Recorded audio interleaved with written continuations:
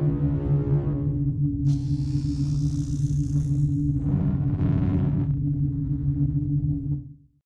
is proudly sponsored by Gecko Cards, your go-to store for all things Yu-Gi-Oh! Check out the link in the description for great deals, fast shipping, and to help us out. What's up, duelists? Welcome back to Team Orion. I'm Chris, and today Burst Protocols has come out, and we're going to play the same old Enneacraft.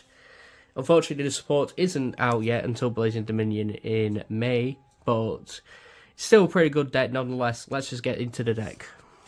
So we're going to start off with the main deck, being all three offs for the small ones.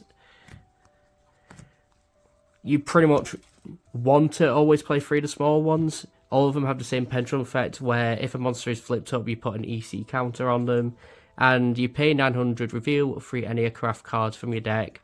Your opponent randomly adds one. Your opponent randomly chooses one to add them from deck to hand.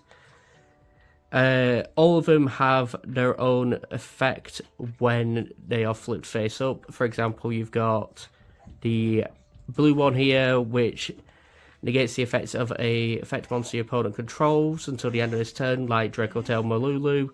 You've got the red one here, which destroys a opponent's monster your opponent controls, like Dracotail Pan.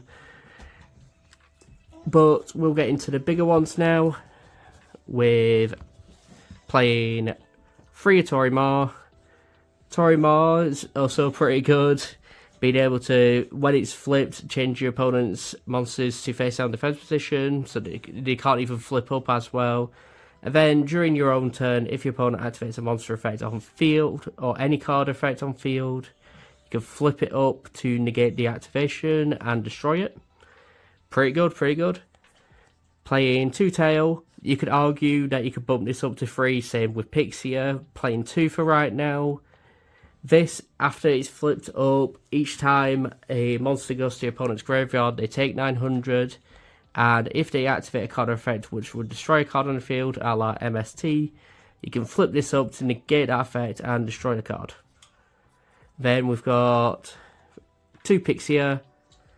We playing 2 Pixia because, similar to MST again, if your opponent activates a card effect that targets a card on the field, you can flip this up to negate that effect. Then you can banish a card face down from your opponent's hand forever. Then playing 2 Leon, again you could bump any of these up to 3 to guarantee the search. We're just playing 2 just to have more ratio for non-engine.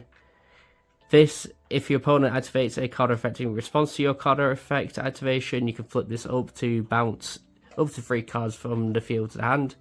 Doesn't matter whether it's your field, your opponent's field, they get bounced. And while it's face up, anytime your opponent adds a card from their deck to the hand by card effect, they take 900 for each. So for the spells, we have got 3 Release, 3 Reaver, 3 Anneopolis. Pretty simple, really. You don't want to. You could argue you could dump Enneopolis down to 2 or 1 when the new support comes out, but right now you always want to play 3.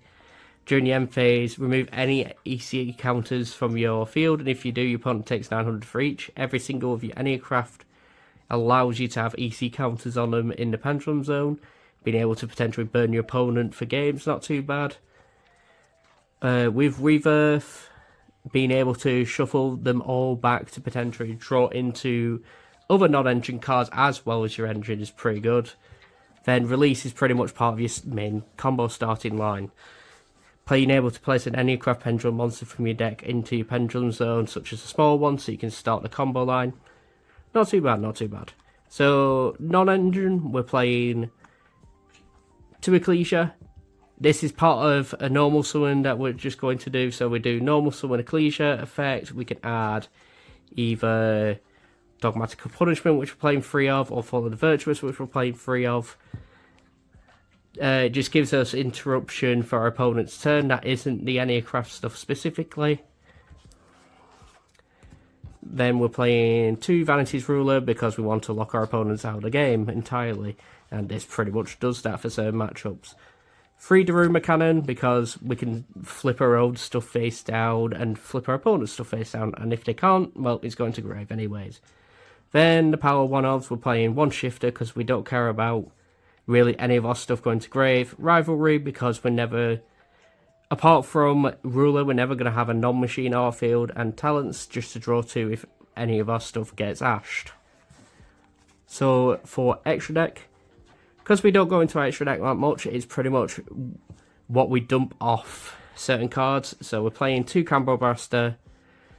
Combo Blaster, if your set card will be destroyed by card effect, you can banish it from hand or field or grave instead.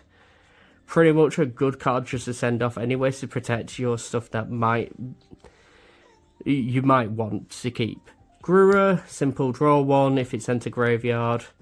Entis, simple, pop an extra 1 that you probably pop in with punishment anyways. Aggregator, just negate any card on the field. Perfume Dancer for the Lunalight matchup, just making sure the Lunalight is less attacked to swing into your stuff. Fallen Virtuous targets being 2 Albion and 1 Titaniclad. Albion to search the Fallen Virtuous, Titaniclad to summon the Ecclesia, so we have Fallen and Virtuous. Then in the side deck we're playing Zaborg, so we are playing the Durak line. 1 Velveto, 2 Astero, 2 Meteor, so this allows us to be able to summon Meteor twice, to blow up the entire field twice, which isn't too bad, all things considered. Opponent usually sets up a lot of cards, so if you can get them at the right time, a double Meteor can spell the end of the game. Then finally for side deck, we are playing 2 Zaborg, like we mentioned before. We've got numerous cards that would like to be sent to graveyard. This just enables that by attributing any light, which all the Enneacrafts are lights. 2 Thrust, because we have enough normal spells where Thrust does come up a lot. 2 Lightning Storm, because we still like to blow out our opponent's back row or attack position monsters in order to actually start our combo line. 3 Slayer, because we have numerous amounts of cards that we can send to grave, and your opponent can't respond with monster effects to it, and it shuffles back. So if they have a problem card like Mirror Jade, you can use Slayer, send Albion, anything really, Garura. It bounces back the Mirror Jade. Mirror Jade can't activate its effect. Then we've got 3 Fissure, because we don't care about our stuff going to grave. 1 Duster, 1 Evenly Match, 1 Tail. 3 Tail is just in case it does come up.